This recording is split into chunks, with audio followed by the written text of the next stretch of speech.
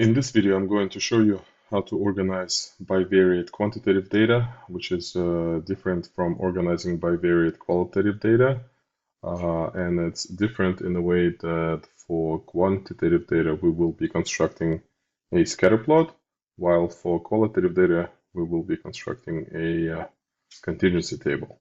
So to construct a scatter plot, we're going to create two dimensional coordinate system, and with one variable on the x-axis and the other one on the y-axis. Usually we pick independent variable to go on the x-axis. In this case, independent variable is mileage, and dependent variable is price. And then you have to create some sort of meaningful scale. Our mileage ranges from 10 to 60, 70,000. So let's say 10, 20, 30, 40, 50, 60, 70.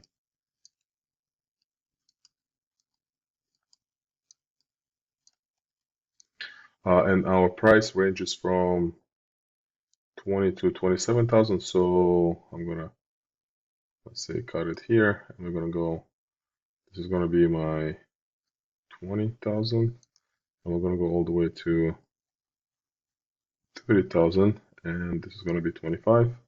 So 1, 2, 3, 4, 5, 6, 7, 8, 9, 10.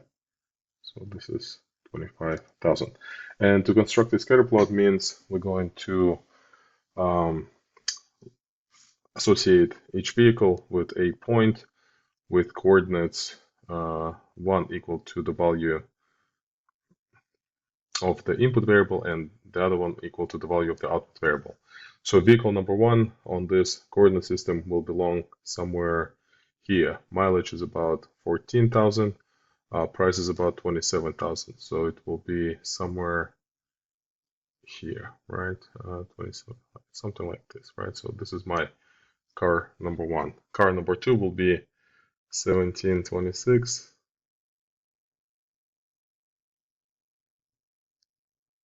So something like this, right?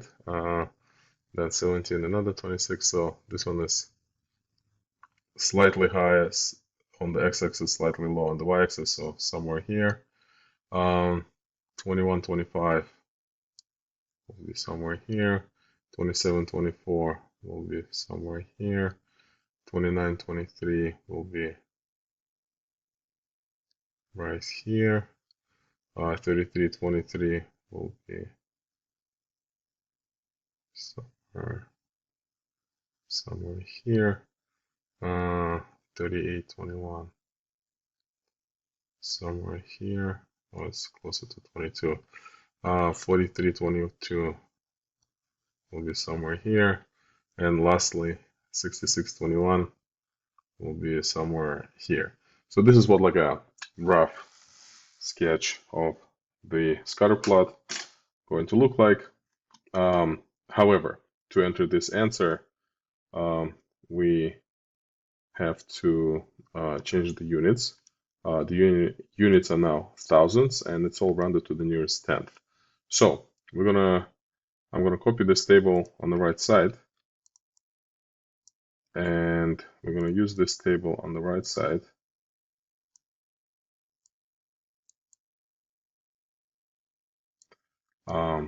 to carefully produce scatter plot on the left side. So the first one is 1.5, 27.3. So it's going to be in the middle here, and 27.3 somewhere here. The easiest way to do it is to drop it right somewhere on the existing grid and then move it. So 1.5, move it 5 increments. 1, 2, 3, 4, 5, and 3 up. 1, 2, 3. Next one is 1.7, 26.5. 1.7 is 3 units to the left. 1, 2, 3. 1, 2, 3, 4, 5. And so on. 1.7, 26 would be right below. 1, 2, 3. 2.2, 25.5. 1, 2, 1, 2, 2, 3, 4, 5, 2.8, 24.4, 1, 2, 1, 2, 3, 4, 3, 23.5, 3, 5, 3.3, 23.1, 1, 2, 3, 23.1, going up, 3.9, 22, that's 3.9, 22, 4.3, 21.9,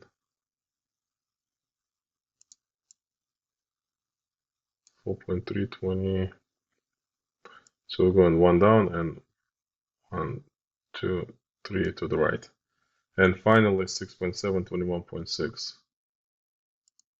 6.7 means 3 to the left from 7, 3 increments of 0.1, and 21.6 means 4 down